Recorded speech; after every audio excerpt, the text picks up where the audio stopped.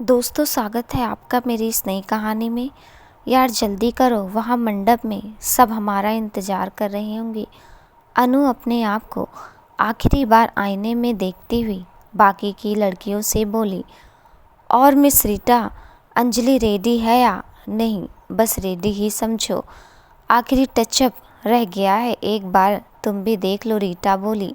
Okay, अनु रीटा से बोली, और तुम सब जल्दी से पैलेस पहुंचो, मैं अंजलि को लेकर दूसरी कार से पैलेस पहुंचती हूँ। अरे सीमा बस कर, और कितना पुतवाएगी मुंह को? अनु सब लड़कियों के साथ सीमा से बोली, जो केयर टेकर से मुंह पर कुछ करवा रही थी। हाँ बस निकल रहे हैं हम। सीमा के साथ बाकी लड़कियां अपने लहंगे प्लाजो संभालती बाहर निकल गई और अनु दूसरे कमरे में चली गई जहां अंजलि को तैयार किया जा रहा था। वाओ सो प्रीटी, कितनी प्यारी लग रही है तो। अनु अंजलि को देखती रह गई। क्या सच में मैं अच्छी लग रही हूँ? अंजलि अपना दुपट्टा सही करते हुए बोली। सो ग्रोजियस यार, ये गोल्डन कलर तुम पर बड़ा प्यारा लग रहा है। संजय तो आज गया, वो तो तुम्हें देखते ही बेहोश हो जाएगा। अनु ने बेहोश होने की एक्टिंग की। चल हट पगली, जब देखो नौटंकी करती रहती है। अंजलि ने अनु की कमर पर हल्के से मारा। बाय द वे, संजय की कॉल आ रही है। बंदा तुम्हें देखने के लिए मरा जा रहा होगा, तो तुम वीडियो कॉल करके अपना ये नशीला रूप दिखा दो। अरे नहीं यार, संजय बता रहा था कि वो लोग बारात लेकर निकल चुके हैं और मुझसे पूछ रहा था कि मैं पार्लर से निकली क्या नहीं। ओ नो, तो फिर हमें जल्दी पैलेस पहुंचना चाहिए, अंकल भी हमारा इंतज़ार कर रहे होंगे। अनु की सारी मस्खरी निकल गई। फिर वो दोनों जल्दी जल्दी कार तक पहुंचे जहां ड्राइवर उनका इंतज़ार कर रहा था। उधर एशियाड पैलेस में विक्रम चौधरी मेहमानों के स्वागत में लगे हुए थे।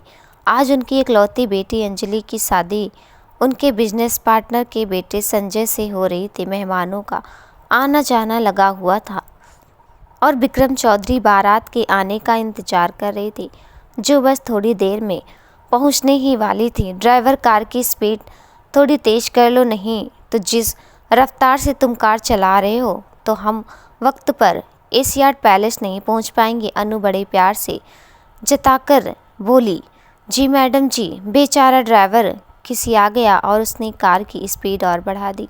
अंजलि मोबाइल में कुछ देखने लगी तो अनु बोली, इसे एक तरफ रखो, आज तुम्हारी शादी है तो मुझसे बात कर लो, क्योंकि आज के बाद तुम्हारे पास अपने इस स्वीट सी फ्रेंड के लिए टाइम नहीं रहेगा। आज के बाद सारा वक्त संजय को जो देना है। अनु ने अंजलि से मोबाइल छीना।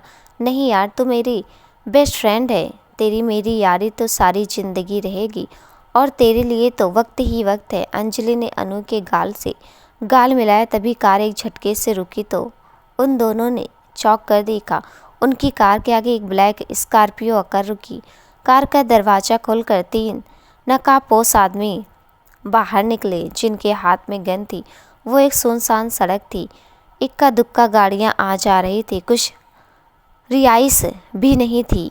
सड़क के दोनों तरफ झाड़ियां ही झाड़ियां थी। इससे पहले कि ड्राइवर कुछ समझ पाता, उन 3 आदमियों ने कार का दरवाज़ा खोलकर ड्राइवर को खींचकर बाहर निकाला और उसके सिर पर जोर से गन मारी, जिससे ड्राइवर बेहोश होकर ज़मीन पर गिर पड़ा। ये देखकर अनु और अंजलि की चीख निकल गई। फिर 2 आदमियों ने गन पॉइंट पर अनु और अंजलि को बाहर आने को कहा। वो दोनों डर से कांपते हुए कार से बाहर निकले। फिर उन दोनों को अपनी नाक और मुंह पर किसी चीज़ का एहसास हुआ और वो दोनों बेहोश होते चली गई। इस लड़की को इसी कार में रहने दो और इस दुल्हन को स्कॉर्पियो में डालो और ले चलो, एक नकाबपोश बोला। अंजलि को कार में डालकर वे नकाबपोश आदमी कार को भगा ले गए।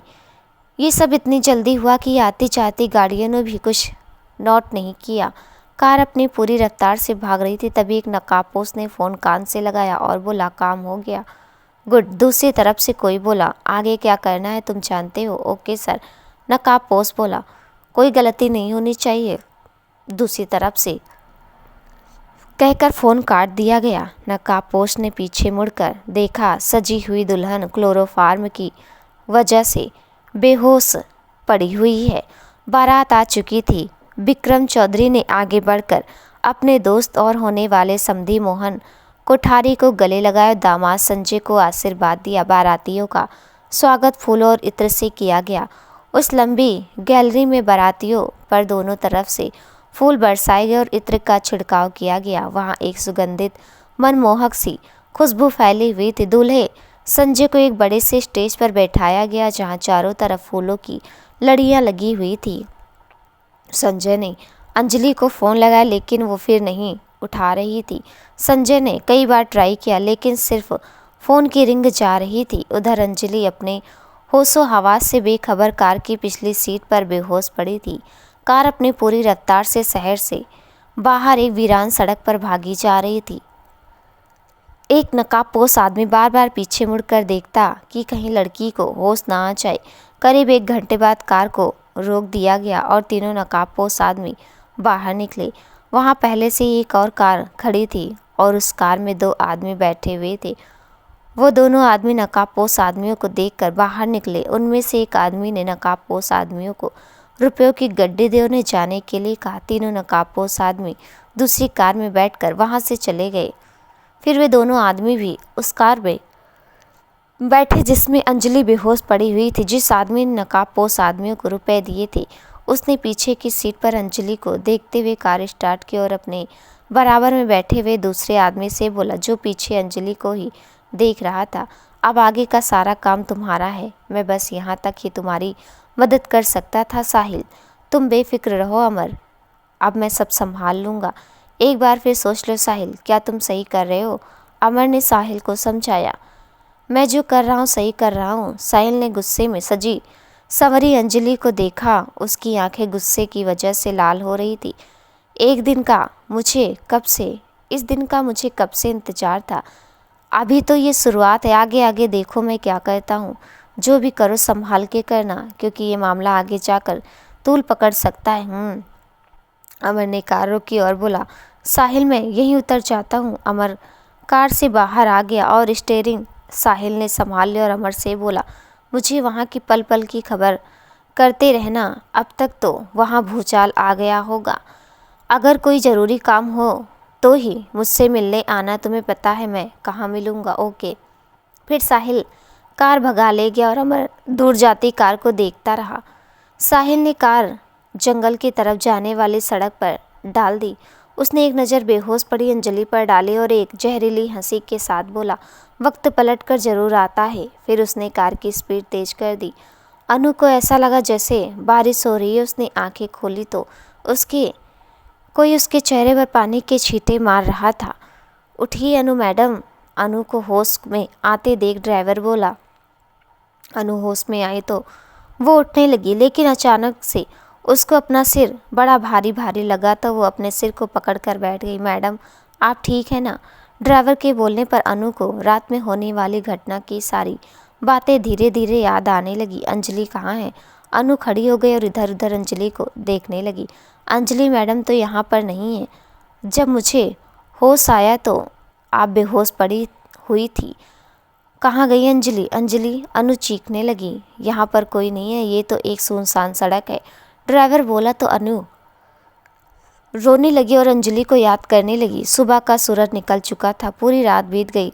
आज तो अंजलि की शादी थी, लेकिन अंजलि कहाँ है? तुम कहाँ हो अंजलि? अंजलि अनु बोलने के साथ साथ रोती भी जा रही थी। अनु मैडम अब हमें चलना चाहिए। पता नहीं वहाँ पर बड़े साहब का क्या हाल हो रहा होगा, वहाँ के क्या हालात होंगे।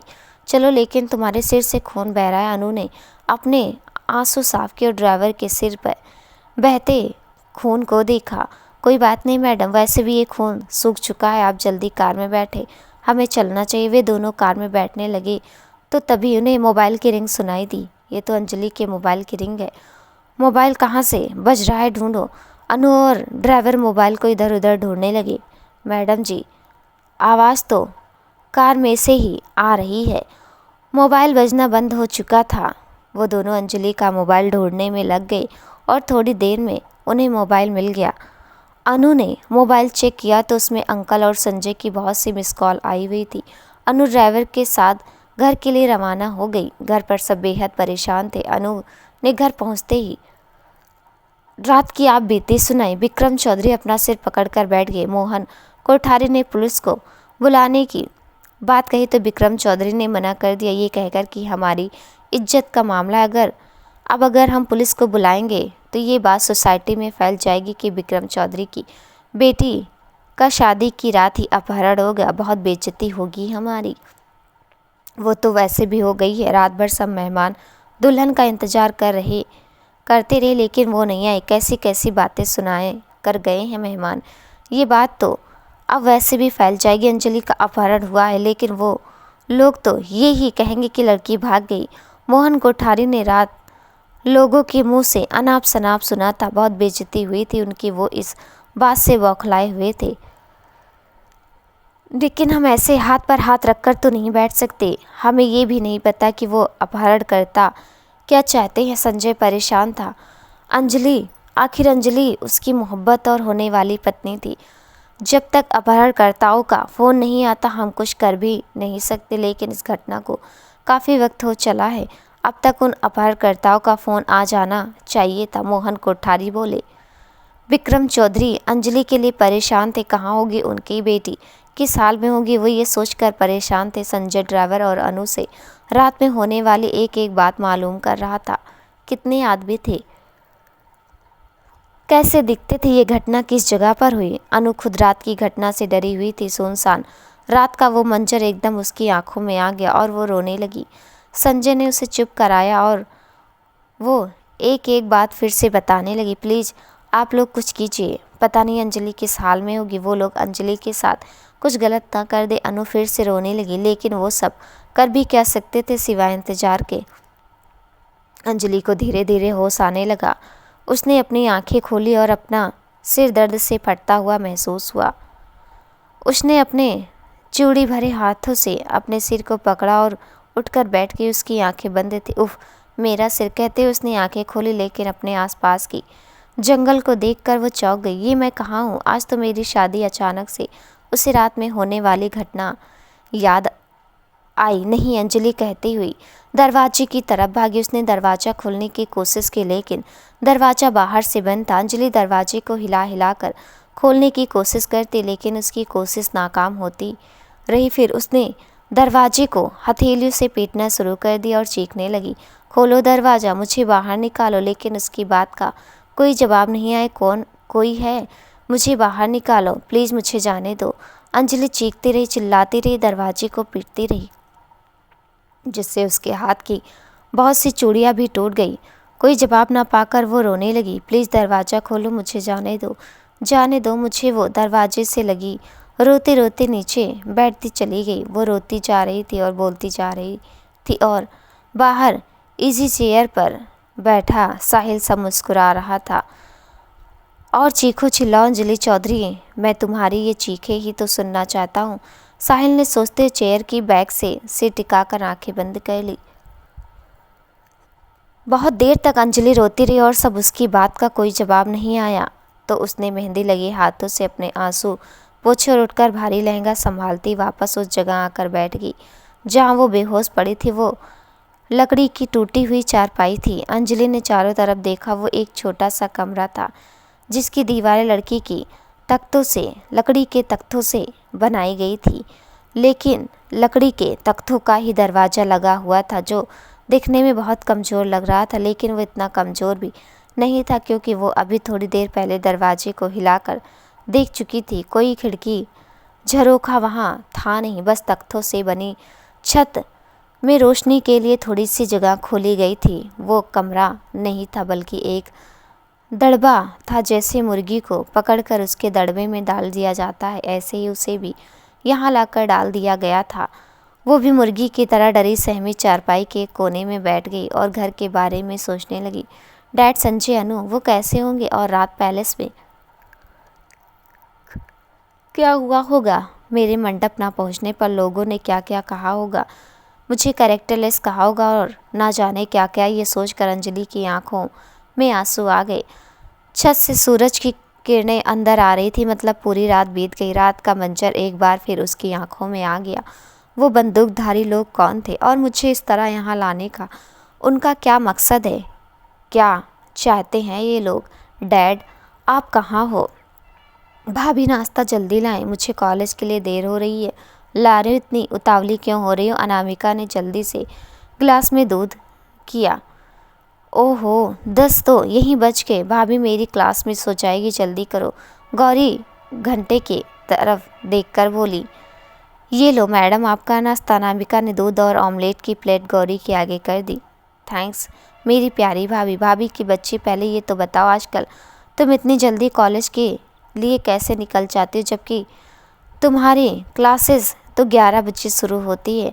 ऑमलेट खाती गौरी का हाथ रुक गया। बस ऐसे ही भाभी, वो फाइनल है तो पढ़ाई भी ज़्यादा करनी है। बुआ फिर तो आप अपनी क्लास में फर्स्ट आ जाओगी।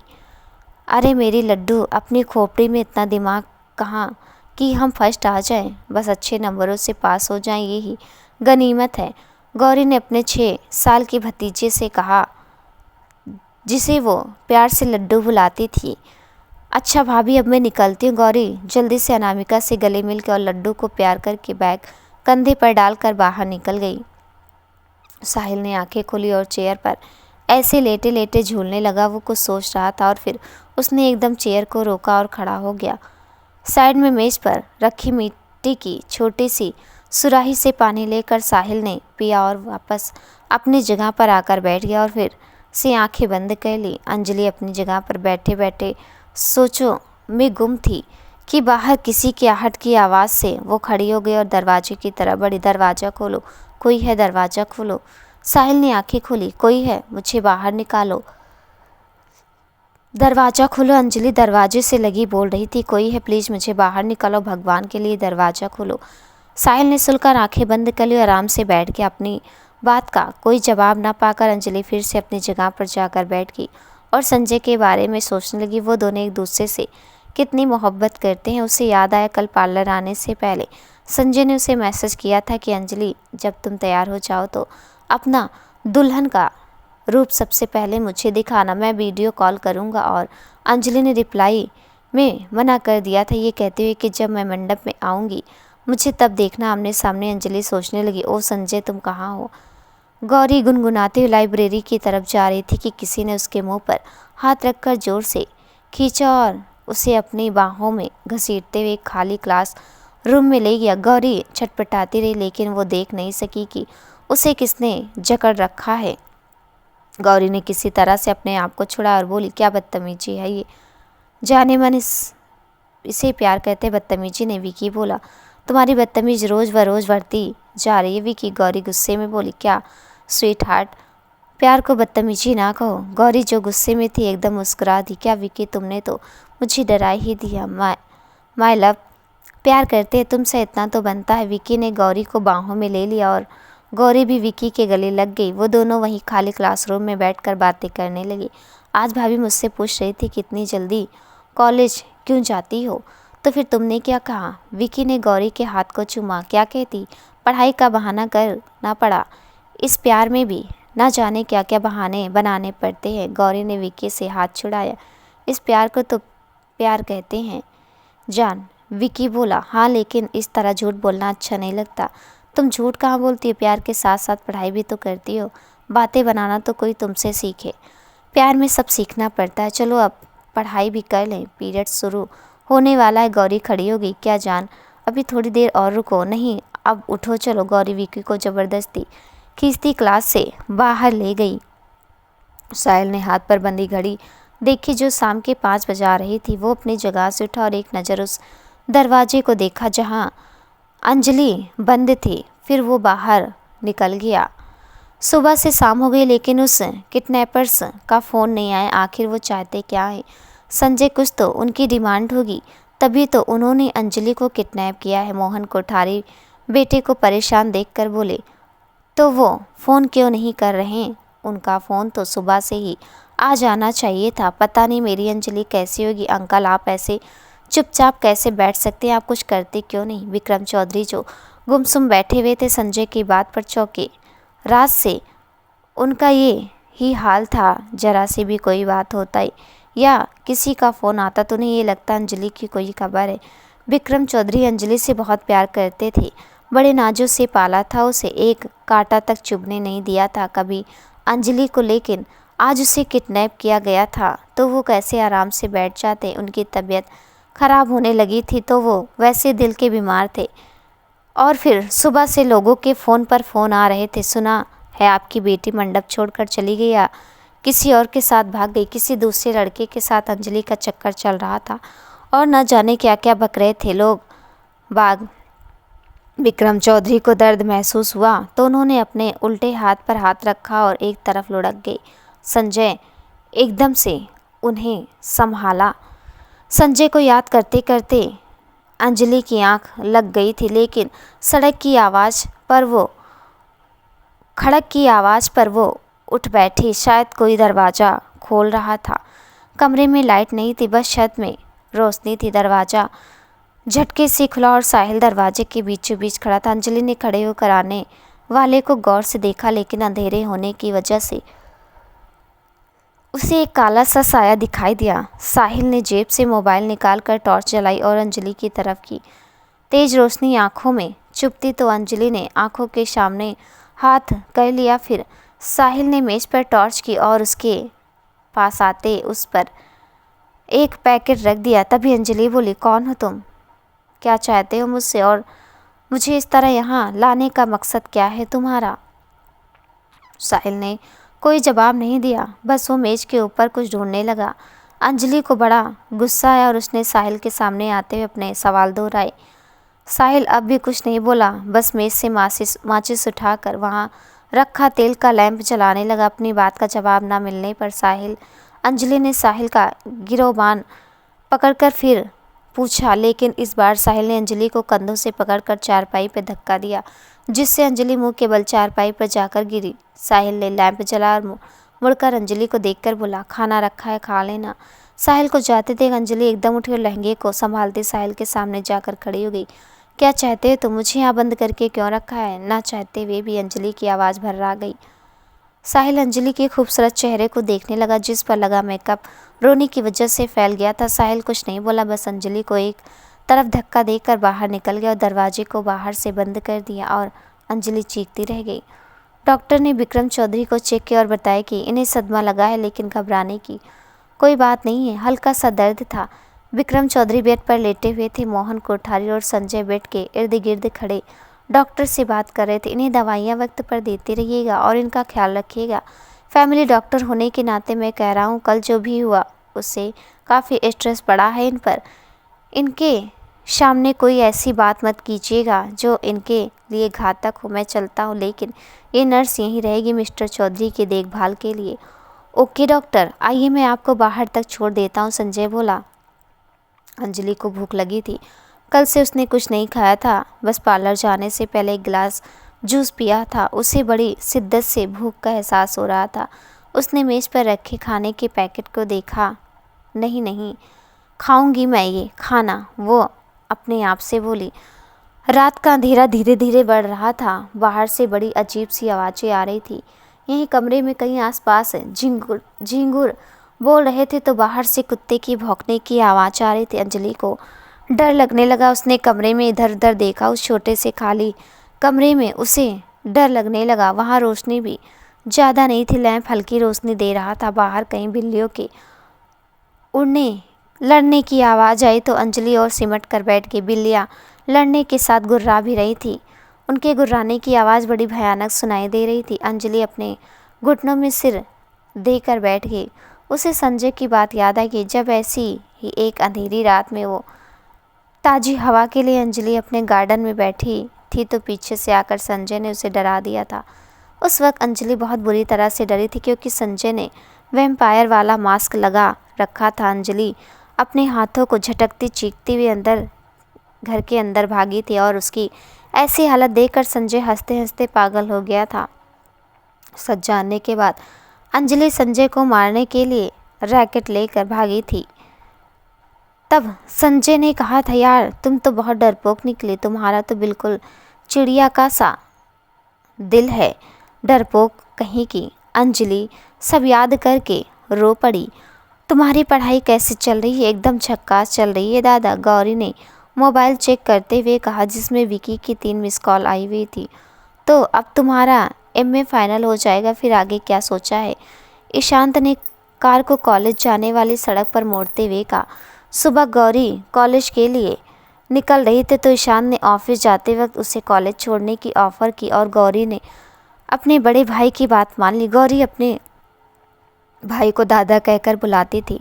दोनों भाई बहन एक दूसरे की जान पर जान छिड़कते थे। माँ बाप के मरने के बाद दोनों ही एक दूसरे का सहारा थे। अभी सोचा नहीं है दादा, लेकिन मैंने सोचा कि तुम्हारी शादी कर दूँ किसी अच्छे लड़के से। ईशांत मुस्कुराया। दादा अभी मुझे मेरे पेपर तो देने दीजिए।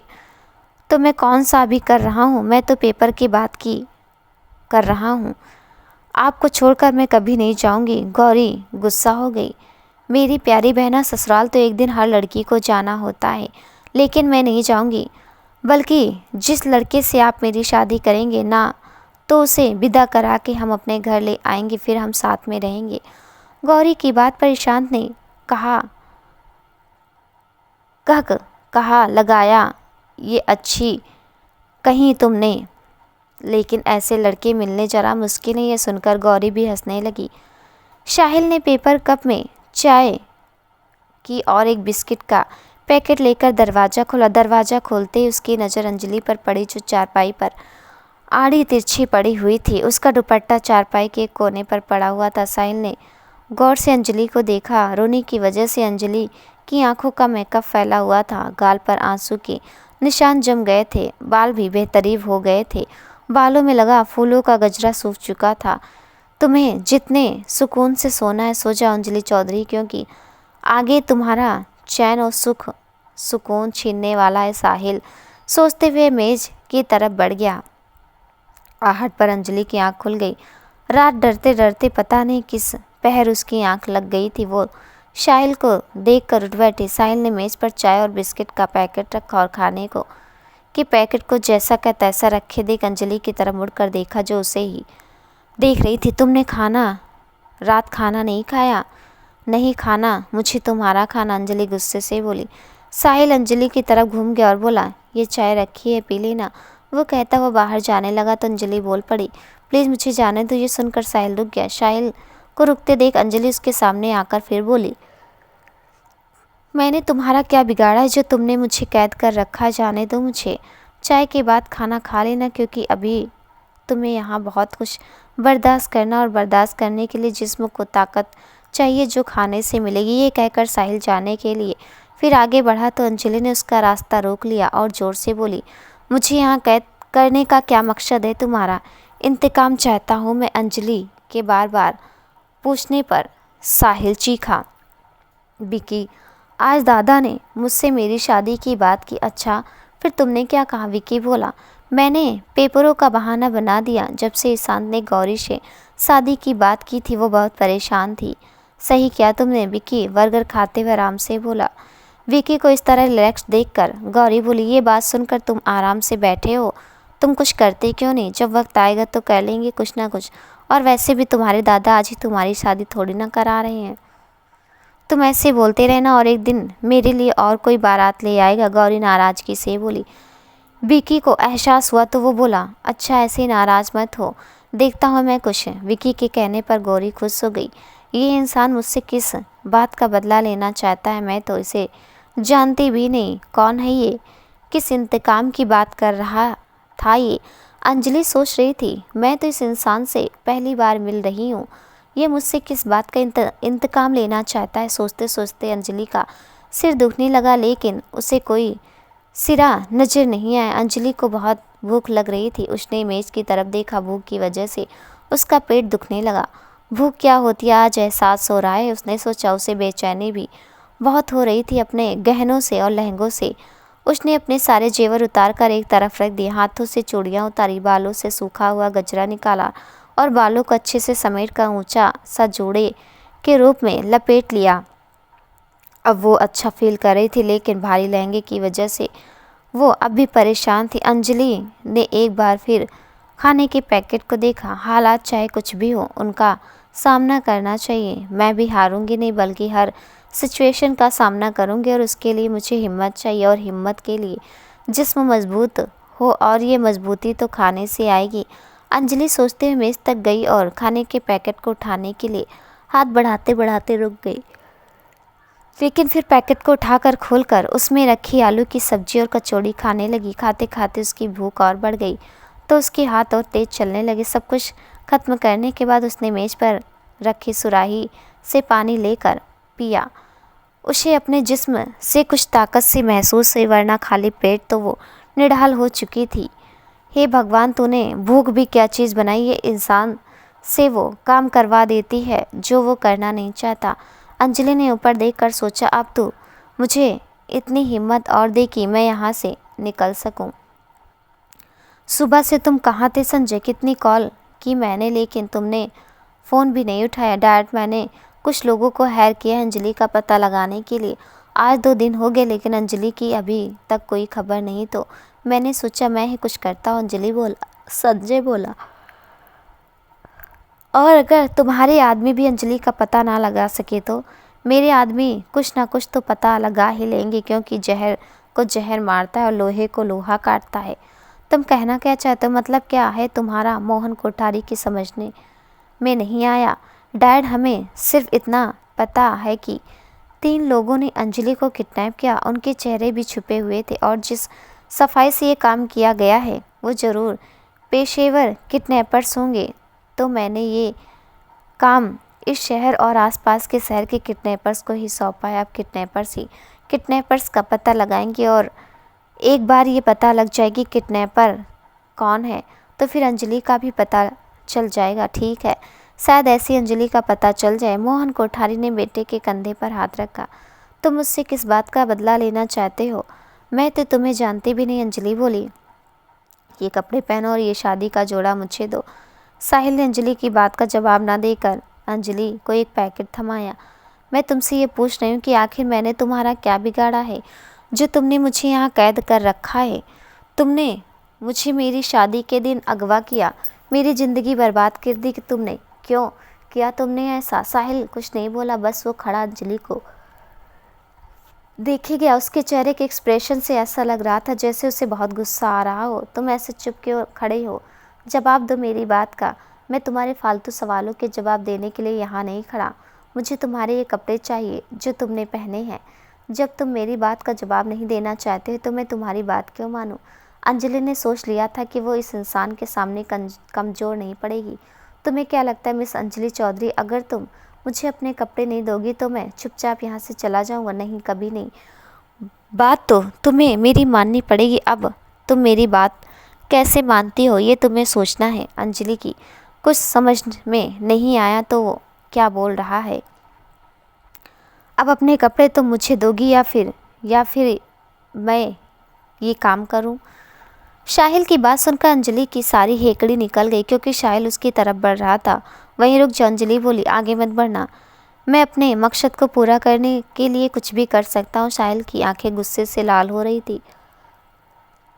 साहिल ने अंजलि की तरफ हाथ बढ़ाया तो अंजलि एकदम चीखी। साहिल इस वक्त वहशी बन चुका था।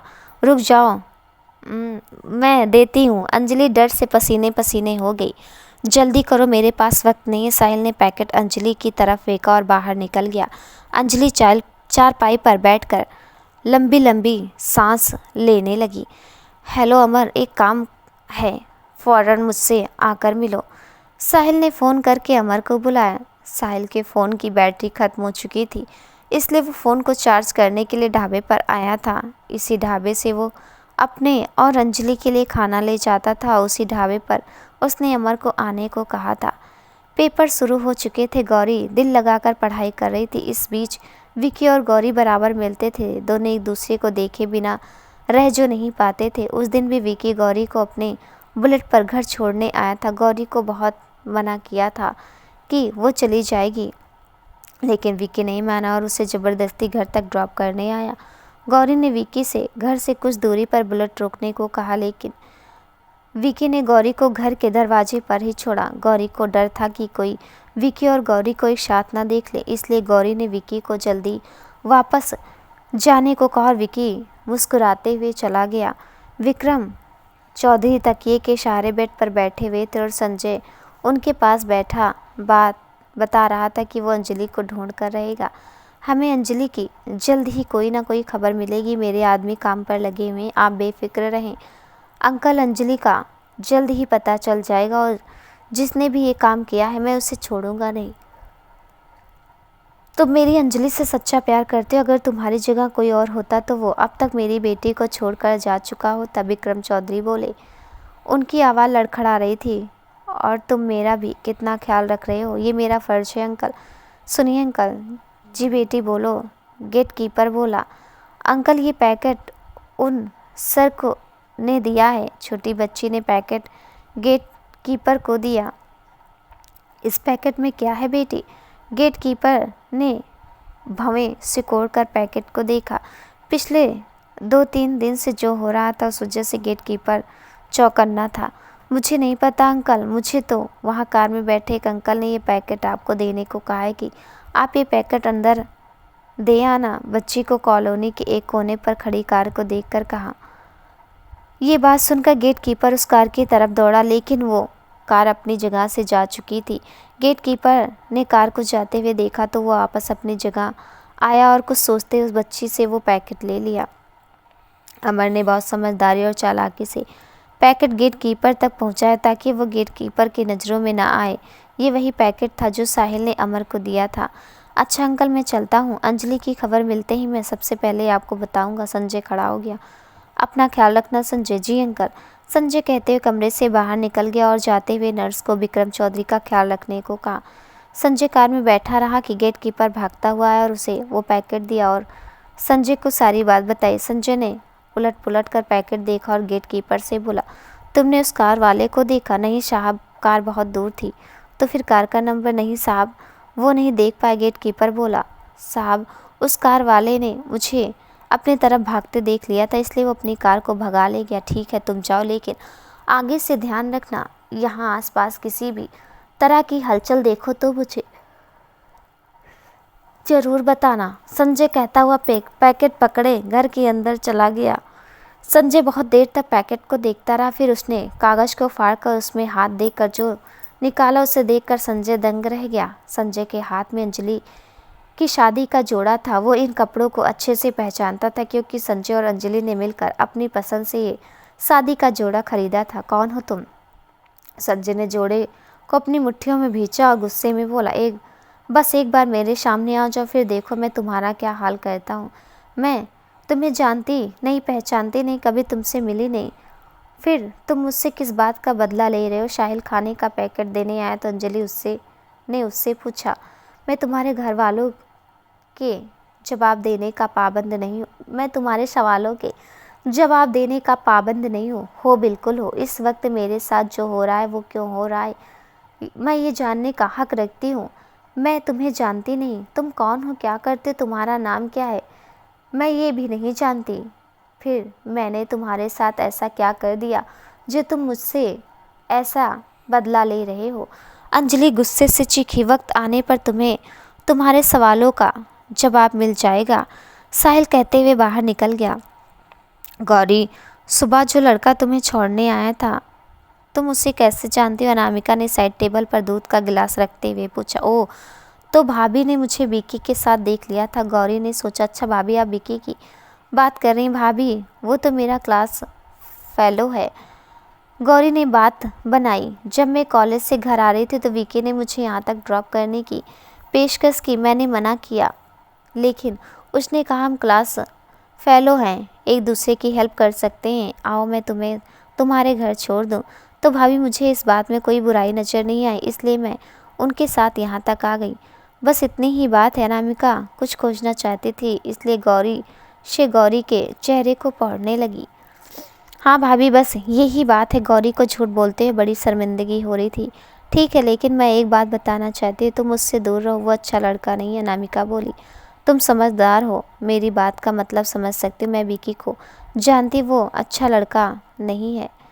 जी भाभी, ज़्यादा देर तक पढ़ाई मत करना, दूध पीकर जल्दी सो जाना, अनामिका कहती कमरे से बाहर निकल गई। गौरी शर्मिंदा होने लगी। उसे भाभी से झूठ नहीं बोलना चाहिए था। क्या ही अच्छा होता अगर मैं भाभी को सब बता देती। आखिर एक दिन तो भाभी को सब पता चलना ही है। चलो कोई बात नहीं, भाभी बहुत अच्छी हैं, वो मेरी फीलिंग्स हो ज़रूर समझेगी। लेकिन भाभी ने ऐसा क्यों कहा कि विक्की अच्छा लड़का नहीं है, और भाभी उसे कैसे जानती है? गौरी सोचने लगी। भाभी को कोई गलत फहमी हुई होगी विक्की को जानने में। गौरी बेड पर लेटकर सोचने लगी, फिर अपने पास में सो रहे लड्डू को प्यार करके खुद भी सो गई। मैं कब तक यहाँ ऐसे बंद रहूँगी? मुझे कुछ करना होगा, लेकिन क्या करूँ? अंजलि चारपाई पर लेटी सोचने लगी। उसकी नज़र छत पे बने रोशनदान पर थी। यहाँ से कैसे भागूं? ये रोशनदान तो बहुत ऊंचाई पर है। नहीं, कुछ और सोचना पड़ेगा। मुझे यहाँ से कैसे भी करके निकलना है। अंजलि करवट लेकर लेट गई। सोच उसका दिल उससे बोला, तूने बहुत सी फिल्में देखी ऐसी जहाँ कुछ न कुछ जतन करके लोग कैद से बाहर निकलते। अपने दिमाग को दौड़ा अंजलि। फिर उसके दिमाग में एक आइडिया आया और सब कुछ सोचकर वो सो गई। उसे क्या करना है? साहिल दरवाज़ा खोलकर अंदर आया, लेकिन चारपाई पर अंजलि को ना पाकर उसने मेज की तरफ देखा। अंजलि वहाँ पर भी नहीं थी। तभी दरवाजे के पीछे छिपी अंजलि ने साहिल के मारने के लिए हाथ में ली हुई सुराही ऊपर उठाई। आहट की आवाज़ पर साहिल ने पीछे मुड़कर देखा। तभी अंजलि ने सुराही से साहिल के सिर पर वार किया। अपने आप को बचाते बचाते भी साहिल अंजलि के वार से बच नहीं पाया और सुराही माथे पर लगने से घायल हो गया और एक आह के साथ माथे पर हाथ रखे पीछे की तरफ गिर गया। अंजलि ने घायल साहिल को देखा, जो जमीन पर चारपाई से लगा माथे पर हाथ रखे करा रहा था। उसके माथे से खून निकल रहा था। अंजलि ने सुराही वहीं फेंकी और दरवाजे से बाहर निकल गई और बाहर जाने का रास्ता ढूंढने लगी, जो उसे जल्दी ही मिल गया। वो जल्दी से दरवाजे पार करके घर से बाहर आ गई, लेकिन वो बाहर का नज़ारा देखकर हैरान थी, क्योंकि अंजलि को लकड़ी से बने उस घर के चारों तरफ पेड़ ही पेड़ दिखाई दे रहे थे। जहाँ तक भी अंजलि की नज़र गई वहाँ तक पेड़ ही पेड़ थे। वो एक जंगल था जिसके बीचों बीच अंजलि खड़ी थी। अंजलि की समझ में नहीं आया कि वो किस तरफ जाए, लेकिन तभी उसने साइड में बहते पानी की तरफ देखा और वो उसे पानी के सिफ्त भागने लगी। अनामिका, मुझे तो राहुल पसंद है, अपनी गौरी उसके साथ खुश रहेगी। आप सरोज आंटी के बेटे राहुल की बात करें? अनामिका ईशांत से बोली। हाँ, वही राहुल। सरोज आंटी ने राहुल के लिए गौरी का हाथ मांगा है। ये तो बहुत अच्छी बात है। अब तो राहुल भी जॉब से लग गया है और फिर हम सरोज आंटी की फैमिली को अच्छे से जानते भी हैं। तुम गौरी से बात करके देखो वो क्या चाहती है राहुल के बारे में। क्या कहती है राहुल के बारे में? शांत बोला। मैं सोच रही थी कि पहले गौरी अपने एग्ज़ाम से फारिग हो जाए, फिर मैं उससे इस बारे में बात करूं, क्योंकि वो एग्ज़ाम के बाद राहुल के बारे में आराम से सोच पाएगी। ये भी सही है। ठीक है, तो तुम अपने तरीके से गौरी से बात कर लेना। ये काम गोमजी और उसके 2 साथियों का था। अभी कुछ दिन पहले ही गोमजी ने ये कॉन्ट्रैक्ट लिया था, तो तुम गोमजी को पकड़ो और उससे पूछो कि उसने किसके लिए ये काम किया था, उस लड़की को कहाँ रखा है। संजय ने फ़ोन पर चीख कर कहा। गोमजी इस वक्त शहर में नहीं है, क्योंकि ये गोमजी के गैंग का वसूल है। वो जहाँ जिस शहर में अपने काम को अंजाम देते हैं, तो वो अपना काम पूरा करने के बाद उस शहर से गायब हो जाते हैं, ताकि उस पर शक न जाए। पर आप फिक्र ना करो सर जी, हम गोमजी को भी ढूंढ लेंगे और लड़की का भी जल्दी पता लगा लेंगे। दूसरी तरफ से कहा गया। ठीक है, मुझे जल्दी रिजल्ट चाहिए, संजय ने कहकर फ़ोन रख दिया। अंजलि बेसुध भागती जा रही थी। उसे भागते भागते बहुत देर हो गई थी। वो ये भी नहीं जानती थी कि उसे अपनी मंजिल तक पहुंचने के लिए और कितना भागना होगा। उसका सांस ऊपर नीचे हो रहा था। भागने की वजह से उसका पूरा जिस्म दुखने लगा, लेकिन वो रुकी नहीं। उसे डर था कि अगर वो रुकी तो कहीं से वो आदमी ना आ जाए। अंजलि ने पीछे मुड़कर एक बार फिर नहीं देखा। बस वो भागती जा रही थी कि अचानक उसका पैर किसी चीज़ में अड़ा। वो मुंह के बल गिर गई और उसकी एक चीख निकली। उधर साहिल कुछ देर तक माथे पर हाथ रखे दर्द से कराहता रहा। फिर जब उसने अपने आप को संभाला तो उसे अंजलि का ख्याल आया। साहिल ने अपनी जेब से रुमाल निकालकर अपने जख्म को बांधा और चारपाई को पकड़ते हुए खड़ा हुआ और दरवाजे से बाहर निकल गया। मुंह के बल गिरने से अंजलि के हाथ छिल गए, जिसकी वजह से उसकी चीख निकल गई। वो कराहती हुई उठी और उसने अपने पैरों की तरफ देखा। उसका पैर अपने ही दुपट्टे में उलझा हुआ था, जिसकी वजह से वो गिरी थी। अंजलि ने दुपट्टे को खींचकर अपने पैरों को आज़ाद किया और उठकर फिर से भागने लगी। वो पीछे देखती भागती रही कि किसी चीज़ से बहुत ज़ोर से टकराई। अंजलि ने अपने आप को संभालते सामने देखा तो वहाँ साहिल खड़ा था। साहिल को सामने देखकर अंजलि को अपनी जान निकलती महसूस हुई। साहिल गुस्से भरी नज़रों से अंजलि को देख रहा था। उसके जख्म से खून निकलकर चेहरे पर फैला हुआ था, जिसकी वजह से वो और खूंखार लग रहा था। अंजलि एकदम पीछे हुई और साहिल ने आगे बढ़कर उसे एक थप्पड़ मारा, जिससे अंजलि दूर जा गिरी। अंजलि अपने गाल पर हाथ रखकर रोने लगी। साहिल ने आगे बढ़कर अंजलि को के बाल पकड़कर उसका चेहरा अपनी तरफ किया और बोला, भागना चाहती हूँ यहाँ से, लेकिन यहाँ से भागना इतना आसान नहीं। साहिल ने दूसरी हाथ से अंजलि की ठोड़ी पकड़ी। अंजलि दर्द से करा उठी। तुम इस जंगल से कभी बाहर नहीं निकल सकती, समझी तुम। अंजलि ने अपनी ठोड़ी से साहिल का हाथ हटाया और रोते हुए बोली, प्लीज़ मुझे जाने दो मुझे। कभी नहीं, जब तक मेरा इंतकाम पूरा नहीं होता तुम मेरी कैद में रहोगी। साहिल बहुत गुस्से में था। अंजलि रोती रही और बोलती रही कि मुझे जाने दो, लेकिन साहिल ने उसकी एक नहीं सुनी और उसका हाथ पकड़कर खींचता हुआ ले जाने लगा। छोड़ो मुझे, छोड़ो। अंजलि अपना हाथ छुड़ाने की कोशिश करती रही। कोई है, बचाओ मुझे, कोई है, प्लीज़ हेल्प मी।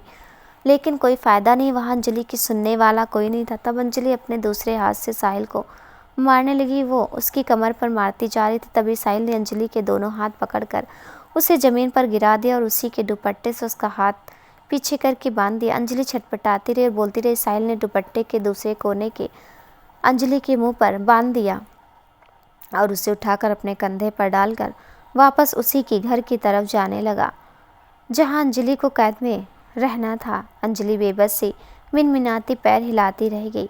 साहिल ने जोर से अंजलि को चारपाई पर पटका और अंजलि को गुस्से में देखते हुए बाहर निकला और दरवाज़ा बाहर से बंद कर दिया। हाथ और मुंह धोने बंधे होने की वजह से बेबस से अंजलि उठने की कोशिश करने लगी। बड़ी मुश्किल से वो उठी और अपना मुंह बांधे हाथ दुपट्टे से आज़ाद करने लगी, लेकिन वो कामयाब नहीं हो पाई। फिर वो दरवाजे के पास जाकर अपने पैर दरवाजे पर मारने लगी। साहिल लड़खड़ाता हुआ बाहर आया और दरवाजे को पकड़कर खड़ा हो गया। उसने बहते हुए पानी को देखा और अपने आप को संभालते हुए पानी की तरफ बढ़ गया। साहिल ने घुटनों के बल बैठते पानी में अपने शाय को देखा और अपने माथे से रुमाल हटाकर पानी से अपने जख्म को धोने लगा। फिर अपने आप को घसीटता हुआ चेयर तक लाया और इसी चेयर पर बैठकर उसने आंखें बंद कर ली। साहिल की आंख खुली तो उसने चेयर पर बैठे बैठे खिड़की से बाहर देखा। दिन निकल आया था।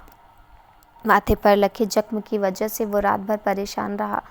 रात भर उसका जिस्म दुखता रहा और अब वो बुखार में तप रहा था। साहिल ने मोबाइल में वक्त देखा तो 10:40 हो रहे थे। साहिल उठा तो बुखार की वजह से उससे खड़ा नहीं हुआ गया। उसने फिर से चेयर पर बैठकर आंखें बंद कर ली। उधर अंजलि के हाथ और मुंह बंधे होने की वजह से उसका जिस्म अकड़ गया था। अंजलि की आंख खुलने पर उसने पैरों से दरवाजे को पीटा, लेकिन साहिल ने उस तरफ ध्यान नहीं दिया और इजी चेयर पर आंखें मूंदे लेटा रहा। देखो सर जी, हम कॉन्ट्रैक्ट लेते हैं तो हम ये नहीं देखते कि सामने वाला कौन है और ये काम क्यों करवा रहा है। गोम जी संजय से बोला। संजय के आदमियों ने गोम जी को ढूंढ निकाला और अब वो संजय के सामने बैठा वो सब बता रहा था जो उसे पता था। कुछ तो जानते होंगे तुम उसके बारे में जिसने तुमसे ये काम करवाया, संजय बोला। ज़्यादा तो नहीं जानता, बस इतना पता है कि वो 2 आदमी थे और जिसने मुझे रुपए दिए उसका मैंने सिर्फ चेहरा देखा था। उसका नाम क्या है ये मैं नहीं जानता, गोम जी बोला। मैं सिर्फ इतना ही जानता हूँ सर जी, इससे ज़्यादा मैं कुछ नहीं जानता। साहिल ने दरवाज़ा खोला। अंजलि बेसुध पड़ी थी, उसके हाथ पीछे की तरफ बंधे थे। वो आधे मुंह पड़ी चारपाई पर सो रही थी। साहिल ने आगे बढ़कर अंजलि के हाथ और मुंह पर बंधा दुपट्टा खोला और बाहर आकर दरवाज़ा बंद कर दिया। साहिल ने कुछ सोचते अमर को फ़ोन किया। 1 घंटे बाद अमर साहिल के सामने सामान के साथ मौजूद था। तुम्हें ये चोट कैसे लगी? अमर ने साहिल की ड्रेसिंग करते हुए पूछा। बस यार, रात अंधेरी की वजह से पैर फिसल गया था, लेकिन मुझे तो लग रहा है जैसे किसी ने कोई भारी चीज़ से तुम्हारे सिर पर दे मारी है। यार आराम से कर, साहिल बोला। देख यार, ये सब मत कर, अब बस कर। अब अमर बैंडेज करते हुए बोला। लेकिन तेरे कहने का मतलब है मैं सब कुछ भूल जाऊं? साहिल को गुस्सा आ गया। रिलैक्स यार, मेरे कहने का मतलब है इतना सबक बहुत है, अब ये सब यहीं रोक दे। अमर ने साहिल के कंधे पर हाथ रखा। बाकी काम समाज खुद कर देगा। ये जो समाज के ठेकेदार हैं नहीं, अच्छे अच्छे लोगों को जीने नहीं देते। बात करने की वजह आवाज़ पर अंजलि की आंख खुल गई और वो उधर उठ बैठी। उसने देखा उसके हाथ और मुंह खुला हुआ था और दरवाजे से लगी बाहर की बात सुनने लगी। उसे बातें साफ सुनाई दे रही थी। ठीक है, अब तो यहाँ से निकल, साहिल बोला। अंधेरा होने वाला है, रात होने से पहले तू शहर लौट जा। ठीक है, लेकिन मेरी बात पर गौर करना, अमर कहता हुआ बाहर निकल गया। गौरी आज आखिरी पेपर देकर लौटी थी और वो बहुत खुश थी। अनामिका ने गौरी को खुश देखकर उससे साहिल राहुल की बात कर डाली, लेकिन गौरी ने अनामिका को अपने और विक्की के बारे में बताया तो अनामिका गुस्से में बोली, उस दिन मेरे पूछने पर तो तुमने कुछ और ही बताया था। भाभी, उस दिन मैंने आपसे झूठ बोला था और इस बात पर मैं बहुत शर्मिंदा हूँ। लेकिन भाभी, मेरा कोई गलत इरादा नहीं था। मैंने सोचा था पेपर्स हो जाने के बाद मैं आपको अपने और विक्की के बारे में सब बता दूंगी। गौरी बोली। गौरी, विक्की अच्छा लड़का नहीं है। उसने ना जाने कितनी लड़कियों को अपने प्यार के जाल में फंसा कर बर्बाद किया है।